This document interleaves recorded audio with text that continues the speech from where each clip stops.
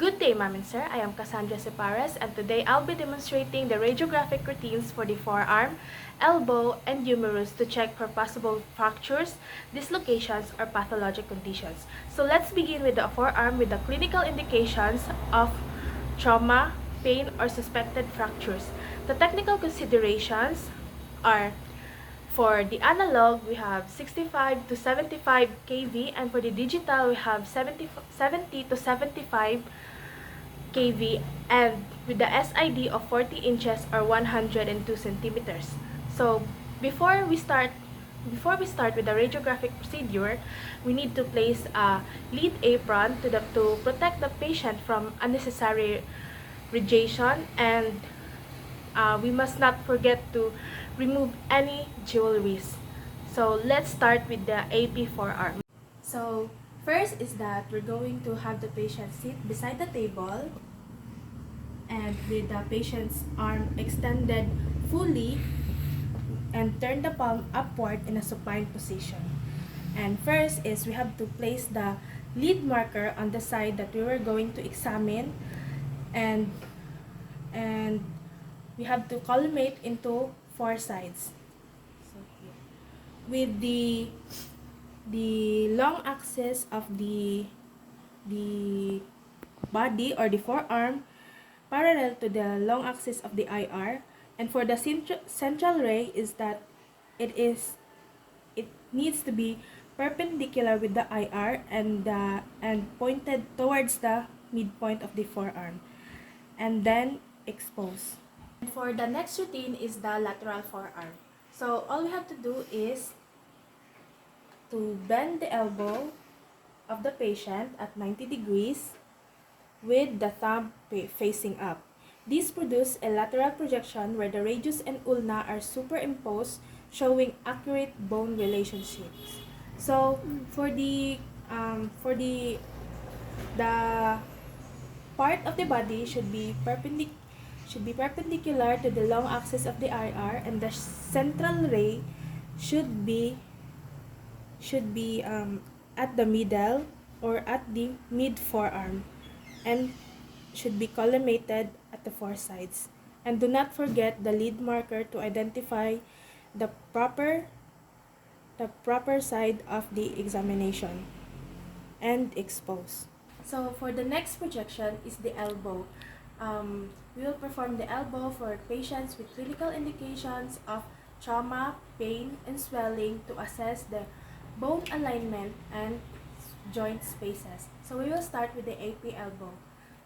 So the AP elbow should perform with the extended arm straight with the palm facing upwards, and we have to make sure that the shoulder, elbow, and the wrist of the patient are on the same level, and the elbow epicondyles are parallel to the image receptor.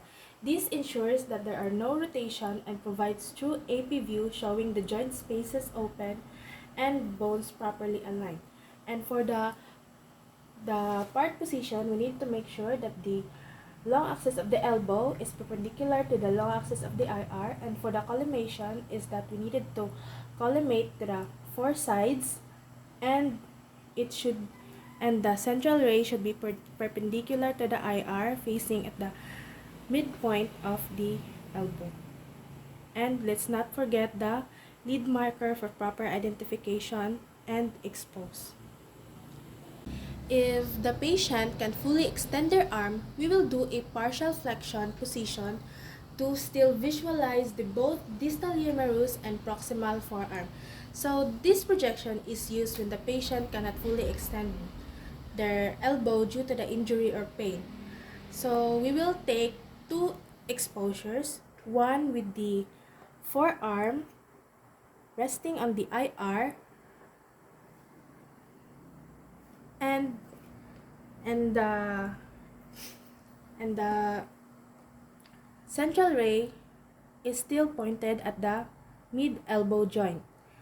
And the other exposure is the forearm partially flexed and the humerus is resting on the IR. And the central ray is still the same. It should be directed to the mid elbow joint. The reason for this is to separately allows visualization of the distal humerus and proximal forearm despite the partial flexion. So for the next projection is the AP elbow lateral external rotation. So we will have to straighten the arm of the patient and slowly turn the arm outward, rotating the entire arm about 40 degrees laterally. And make sure that the shoulder and elbow are on the same level. This position separates the radial head and neck from the ulna, giving a clear view of the lateral elbow structures. And for the body position should be perpendicular to the IR, and the central ray should be directed at the midpoint, mid elbow joint, with collimating the four sides of the body position, and also place the lead marker before exposure. And for the medial internal rotation, we needed to keep the patient's arm straight and slowly rotate the hand inward about 45 degrees until the palm faces the table, and always ensure that the shoulder and the elbow are level. This rotation brings the cornoid process into profile and shows the trochlea clearly. So for the body part should be perpendicular to the IR, and the central ray should be directed at the mid elbow joint, and collimate the four sides, put the lead marker, then expose. And the next projection and the last projection for the elbow is the lateral elbow. So we needed to do is to bend the patient's elbow to 90 degrees, rest it on the table with the thumb facing up, align the shoulders, the elbow, and the wrist on the same level. And the next is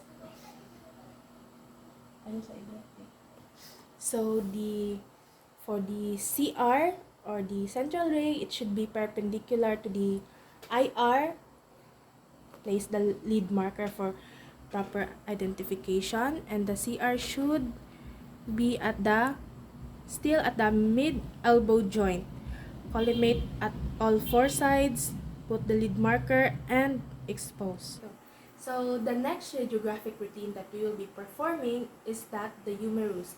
It is for the patients with arm pain and trauma, and with the technical considerations, 70 to 80 for the analog, and 80 to 85 for the digital KV range. So we will start with the AP humerus. So we will the patient must stand upright, facing forward, with the arms slightly away from the body and palm facing front. And then I will align the patient's elbow and shoulder at the same level. And then for the collimation, we will the central ray must be perpendicular to the IR, with the central ray directly pointing at the mid humerus area here, with collimating to all four sides, and putting the lead marker for proper identification and expose.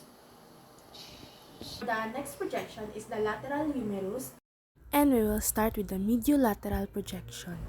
And so we will start with positioning the patient erect, with back to the IR and elbow partially flexed, with the body rotated towards the affected side as needed to bring humerus and the shoulder in contact with the cassette, and internally rotate the patient's arm as needed for lateral positions.